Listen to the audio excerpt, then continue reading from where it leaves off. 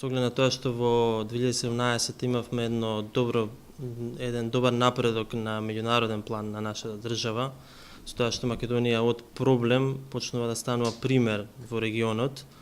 Она што сите го очекуваме е одреден напредок кон евроатлантските интеграции, односно влез во НАТО, почеток на преговорите со Европската Унија.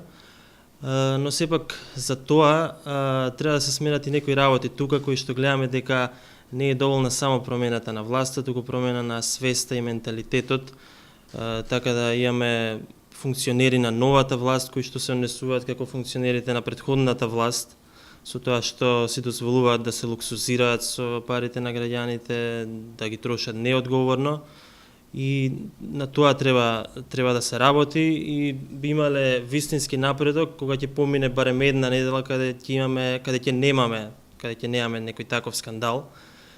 И она што исто така е многу битно, покрај надворешната политика, се надевам дека власта ќе се посвети малку и на внатрешните проблеми. Тука е економијата, тука е загадувањето, бидејќи џабе ти е да ја внесеш Македонија во НАТО и во Европската Унија, ако ние секојдневно внесуваме PM10 и останати честички кои полека не убиваат. Тоа се моите, можеби, најголеми надежи во таа насока.